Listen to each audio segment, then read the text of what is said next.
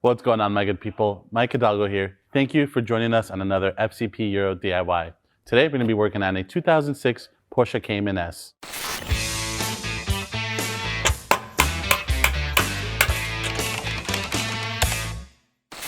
Today on the 987 model behind me, we're going to be covering how to replace your front sway bar end links. This is going to be applicable to not only the Cayman behind us, but your 996 and 997 models as well as your 986 and 987s. In front of us, we have a Mila HD kit, which is available on fcpo.com, as well as a couple other brand options depending on what you want to go with. Typically, these are going to last you anywhere between 60 to 100,000 miles. I would almost recommend you replace these at the same time that you do struts, if you can, which is something that we're going to be doing on this car in a future DIY. But 60 to 100K is roughly going to be the lifetime of these sway bar end links. They do have ball joint ends, and every time you drive the car, they are in use and they will wear out over time. Again, if you drive more aggressively, then they're going to last you less than someone that just daily drives a car on the perfect roads, which don't exist. Typically, these are going to have some sort of counterhold. The Milas use a counterhold on the inboard side of the ball joint. Some other brands will use a counterhold on the middle of the stud. So just keep that in mind. Hardware can change also between the original hardware on the vehicle and what you're going to be replacing it with. So make sure you have good tools handy, which we're going to get into in just a moment. So with that, let's go ahead and take a look at some of the tools you're going to need for this DIY.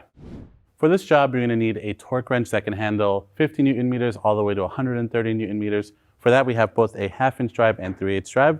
We also have a 3/8 drive and 1/4 inch drive ratchet, a thin 17 millimeter wrench. This is going to be crucial to act as a counterhold, as you don't have a lot of room to work with. You may be able to grind down a 17 at home that you don't care about. We have a 15 millimeter crow's foot. This is going to be helpful for the bottom locking nut. A little bit tight space to work in.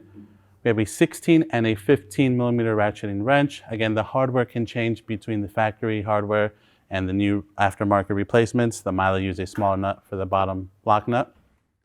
For that, we have a 19 millimeter lug bolt socket. We also have an 18 millimeter socket, a 15 millimeter socket, a T30 to counterhold, and some nice to haves are electric tools and your favorite penetrating fluid.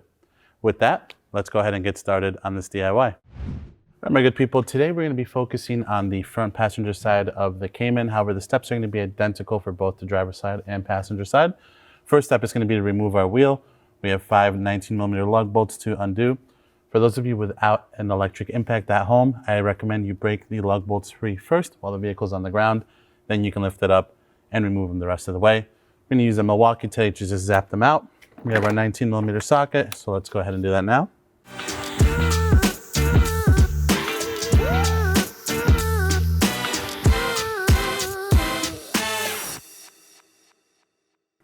All right, now we have our wheel off. We have a better view of where we're going to be working.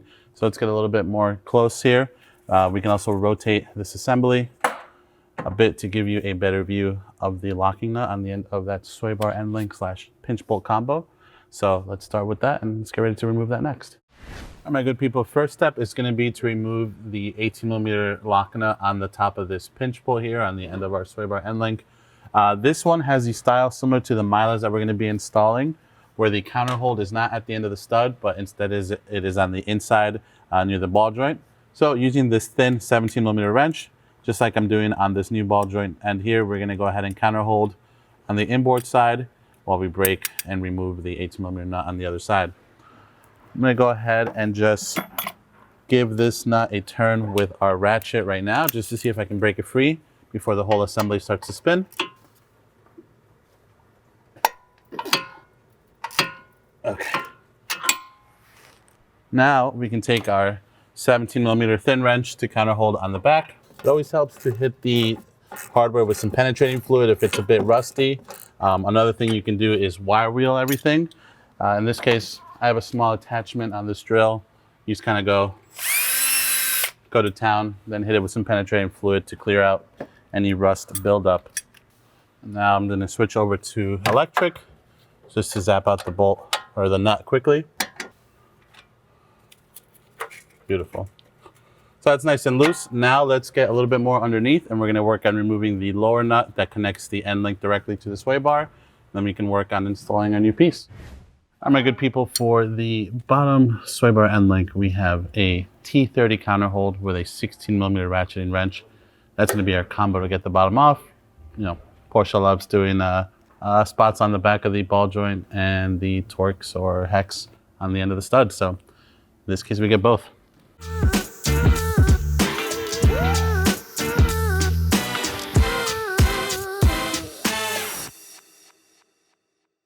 And we can pull it out. Here's a better view.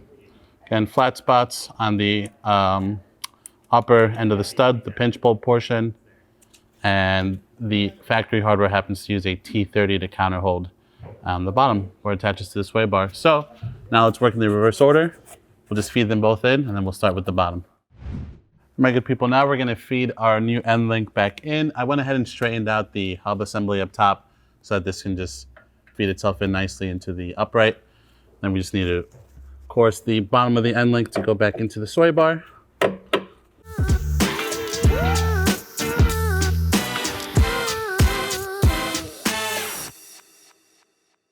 Now we can take our new locking nut for the bottom here. This is going to be a 15 millimeter for the Myla units versus the 16 that we took off on the factory. I'm just going to use a ratcheting wrench to get this snug up first.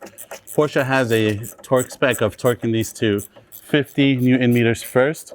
Then you release the nut or undo the nut by 90 degrees and then finalize the torque value at 65 Newton meters. So that's just for this bottom portion here.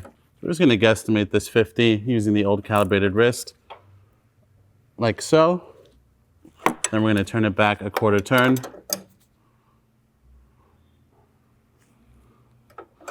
And now we will go and torque it down to the final 65 Newton meters. And now for the final torque spec, we're going to use a crow's foot to get this done. However, you don't have to use one of those. You can use a little bit of a deeper socket. The inside of the shaft, should it want to, there is a counterhold in there. You can use a 4 millimeter hex to counterhold the inside of the stud from spinning with a small 1/4 inch ratchet like we did for the removal. That would look something like this, along with a wrench. But for us, we're just going to give it a try with the crow's foot. Always keep it at a 90-degree angle whenever using a crow's foot with a torque wrench. You don't want to add to the length. That way you know you're torquing it down properly. All right. Make sure we're set to 65. And there we go, my good people. That is going to situate the bottom down here. Now let's head back up top and finalize the top of the pinch bolt there. All right, my good people, at the top, we have our pinch bolt portion of the end link poking through. Same deal, we're gonna start our new 18 millimeter nut. And same thing, the counter hold is on the top, on the inboard portion of the ball joint. We're gonna be using our thin 17 millimeter wrench to counter hold there. And I'm just gonna snug it up with the electric ratchet, and then we're gonna torque it down to 85 Newton meters. You can apply a small amount of Loctite to the threads. However, we are doing a strut replacement on this car soon, so we're going to save ourselves the trouble now. We'll apply some when we do the struts. So again, 18 millimeter nut, 17 millimeter counter hold on the back, torque it down to 85 Newton meters.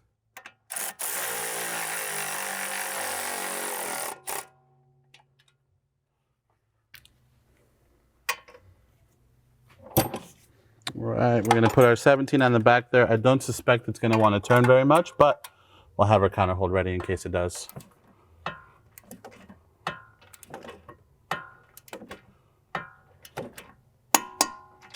Beautiful. Now with that, we can straighten out our upright assembly once more. All right, my good people, now we're going to go ahead and install our wheel once more.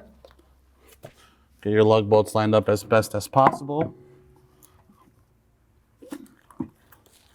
I'm going to go ahead and just get these lug bolts started by hand. Last thing you want to do is cross thread these with an impact and not be able to go for a test drive after completing your DIY.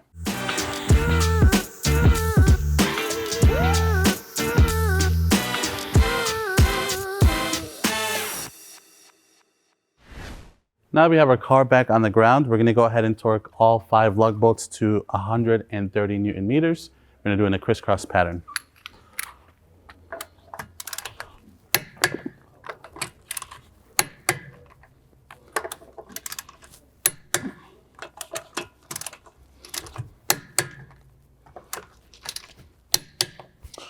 And with that, my good people, that is going to conclude this DIY for today. Overall, a really straightforward and easy process on the Cayman. Again, 996, 997, 986, 987, all applicable.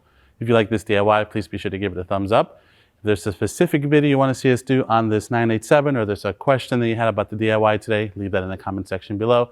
And if you like this video and you want to see more like them, please consider subscribing. We make new ones all the time. As always, thank you so much for watching. We'll catch you in the next one.